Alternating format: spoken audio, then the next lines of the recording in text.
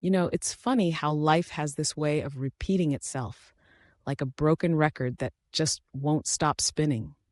You think you've learned your lesson, you think you've finally figured it out, but then there you are again, standing in the same spot, staring at the same red flags you promised yourself you'd never ignore again.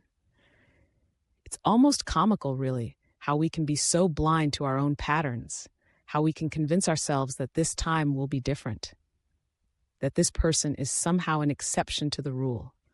But deep down, we know the truth. We know we're drawn to the chaos, the drama, the thrill of it all, even when it's tearing us apart. I mean, let's be honest. There's something intoxicating about the initial rush of a new relationship, isn't there? The butterflies, the late-night conversations that stretch until dawn, the way your heart races when you get a text from them.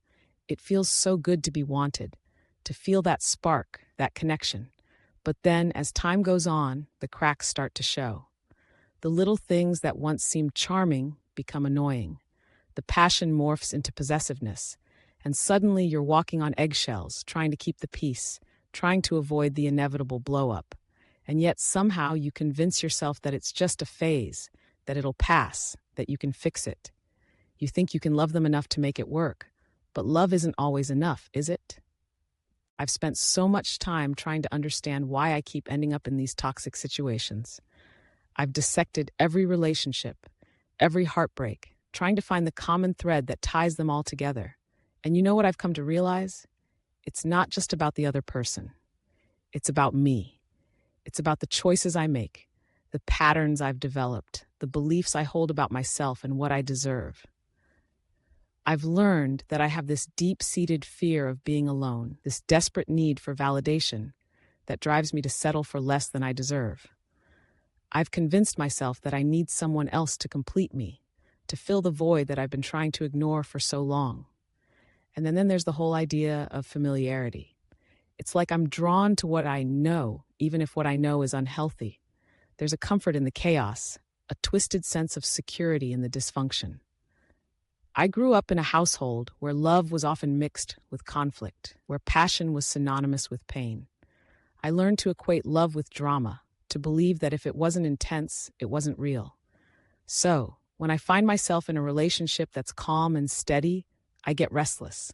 I crave the excitement, the unpredictability, and before I know it, I'm back in the arms of someone who thrives on chaos, someone who makes me feel alive, even if it's at the expense of my own well-being. It's like I have this internal compass that always points me back to the storm, no matter how many times I promise myself I'll seek shelter. I've become so accustomed to the highs and lows that anything in between feels dull, unfulfilling. I've convinced myself that I need the drama to feel something, to feel alive. But the truth is, I'm just running from myself. I'm avoiding the hard work of facing my own insecurities, my own fears, and instead, I project them onto someone else, hoping they'll fill the gaps I can't bear to confront. And then there's the guilt. Oh, the guilt. It's like a heavy weight that sits on my chest, suffocating me.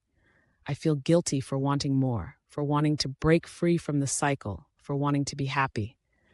I think about all the times I've tried to leave, all the times I've made excuses for their behavior, all the times I've told myself that I'm being unreasonable, that I'm overreacting. I've internalized this belief that I should be grateful for any love at all, that I should just accept the flaws and the toxicity because, hey, at least I'm not alone.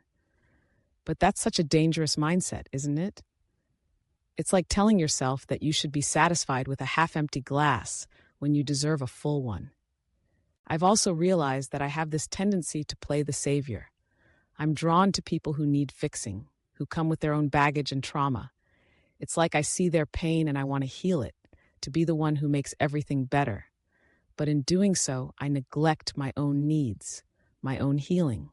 I pour myself into them, trying to save them from their demons, while ignoring the fact that I have my own demons to face. It's a classic case of trying to rescue someone else while drowning myself.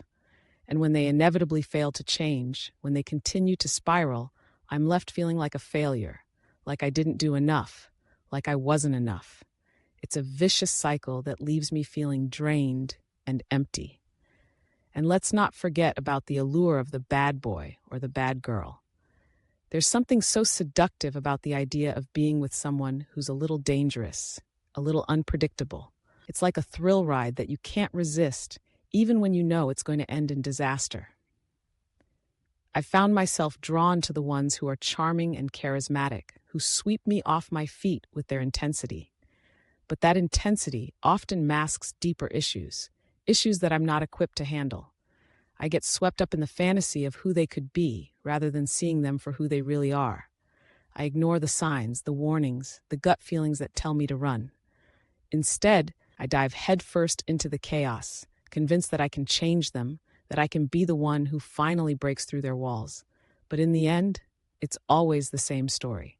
I end up hurt, heartbroken, and wondering why I didn't see it coming. I've also come to realize that I have this tendency to ignore my own intuition. You know that little voice in your head that tells you something isn't right? I've silenced that voice time and time again, convincing myself that I'm being paranoid or overly dramatic. I've brushed aside my instincts, thinking that I'm just being insecure or that I'm overthinking things. But the truth is, that voice is there for a reason. It's trying to protect me, to guide me away from danger. And yet I've chosen to ignore it, to push it aside in favor of the excitement of the moment. I've let my desire for connection override my better judgment, and it's led me down a path of heartache and disappointment. And then there's the aftermath. The aftermath of a toxic relationship is like a storm that leaves destruction in its wake. You're left picking up the pieces, trying to make sense of what just happened, trying to understand how you let it go on for so long. You question your worth, your judgment, your ability to love and be loved. You wonder if you'll ever be able to trust again, if you'll ever find someone who treats you the way you deserve to be treated.